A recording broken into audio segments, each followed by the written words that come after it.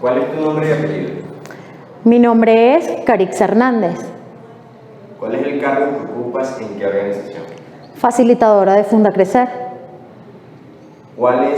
¿Cómo el LMMS ha reducido el tiempo que solían dedicar al registro manual de los beneficiarios?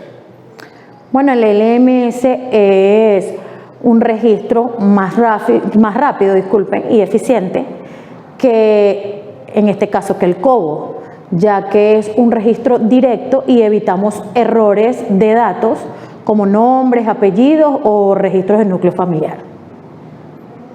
Haz un ejercicio comparativo entre la experiencia entre el COBO y el LMS.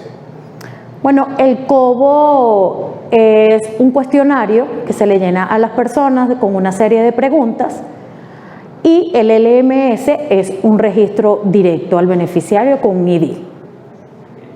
¿Cuáles son los distintos factores que a lo largo de la jornada de entregas dignifican a los beneficiarios? Bueno, desde el primer momento de su llegada son recibidos en un lugar donde no puedan llevar sol, donde se sientan cómodos, luego son dirigidos por un grupo de voluntarios hasta el lugar donde se les va a atender. Luego de eso se le da prioridad a las mujeres embarazadas, a los adultos mayores y a las personas con discapacidad. Pues, dame tu opinión de esta herramienta LMMS, Carix.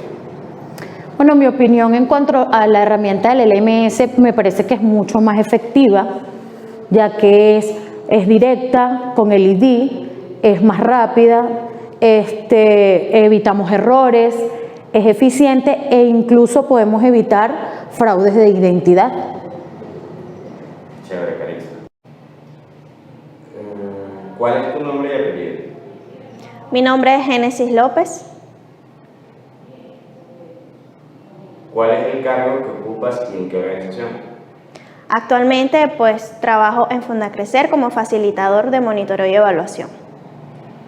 Describe brevemente la función que cumples y en qué proyectos. Bueno, actualmente, como les comenté, pues estoy apoyando la parte de monitoreo y evaluación, revisión de datos y también presto apoyo en el área de accountability para BHA Miranda. Sobre el MMS, ¿cómo el uso de la herramienta ha marcado una diferencia en ese programa? Bueno, sin duda que ha agilizado nuestros procesos, todo ha sido mucho más rápido, por lo cual el beneficiario no pasa tanto tiempo en nuestras instalaciones y puede retirar su beneficio de manera pues con más prontitud. ¿Cómo la herramienta ayuda a la información de los ayuda a que la información de los beneficiarios se mantenga segura? Bueno, los datos están resguardados a través de nuestro servidor. Allí están todos los datos del núcleo familiar, del jefe de familia y pues todo es resguardado de manera confidencial. Solo las personas encargadas son las que tienen acceso. Y bueno, una vez que se realiza la implementación de la plataforma, realmente aparecen los datos primordiales del jefe de familia y eso es lo que se envía directo al servidor. ¿Cómo la herramienta agiliza los procesos de entrega a la población vulnerable y cómo facilita su trabajo? Bueno, realmente desde el proceso de entrada con el simple escaneo de su carnet, que es su identidad dentro de la aplicación, se tarda, no sé, unos 2 segundos más o menos y eso permite la fluidez en las jornadas de entrega. ¿Cuáles son los distintos factores que a lo largo de la jornada de entregas dignifican a los beneficiarios? Bueno, ciertamente el MMS ha sido una herramienta de mucha ayuda, pero considero que son muchos los factores desde el momento en que el beneficiario ingresa a nuestras instalaciones, cómo es recibido por parte de nuestro personal, se aplican pues todas las medidas de bioseguridad. Además, considero que nuestros espacios son bastante abiertos en pro de cuidar a nuestros beneficiarios en todo el tema de salud. Pues luego se les da una breve charla explicativa donde se les indica cuáles son sus derechos como beneficiarios y bueno, posteriormente se les da prioridad a las personas con discapacidad, mujeres embarazadas o que estén lactando con niños en brazos, que puedan tomar ellos la prioridad de pasar al área de monitoreo donde se verifican sus datos y posteriormente pues se realiza la entrega del beneficio. ¿Qué se reafirma en las charlas introductorias de accountability? Bueno, principalmente pues se le da la bienvenida al beneficiario, se agradece por su tiempo y su disposición, se les comenta respecto al comportamiento esperado por parte de los miembros de nuestra organización y de todo el personal que trabaja con nosotros. Luego de eso pues se les indica y se les recuerda los criterios por los cuales fueron seleccionados para participar en el programa, sus condiciones de vulnerabilidad en este caso. Asimismo pues se les recuerda que todos nuestros beneficios son completamente gratuitos y que son parte de su derecho como beneficiarios del programa. También pues se les indica que tienen derecho de poner algún tipo de queja, reclamo, sugerencia, alguna petición que tengan.